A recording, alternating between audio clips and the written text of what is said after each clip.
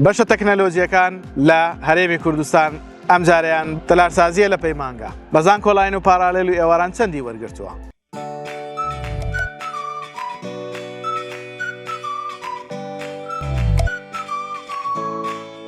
سڵاوتان لێبێ و ئەم کاتتان باش. من سروود خورشید فەرمانبەر لە سەرۆکاتی زانکۆی پۆلیتەکنیکی هەولێر ئەندامی لیژنەی ڕاوێژکاری بۆ پڕکردنەوەی فۆرمی زانکۆلاین لە خزمەتی ئێوەی خۆشەویستین بۆ باسکردنی بەشی تەلارسازی لە پەیمانگەکان تا بزانین بە پارالێل و زانکۆلاین و ئێواران چەندی وەرگرتووە. ئێوەش بۆی سودمەند بن و ئەم کۆنمرانەی ساڵی 2021-2022 وەکو بناغە و بەرچاوڕوونیەک بەکاربێنن لە پڕکردنەوەی فۆرمی زانکۆلاین بینەری ڤیدۆکانمان بن تاوەکو بزانن ئەو بەشە لەکوێ هەیە و کۆنمرەکانی چەندە.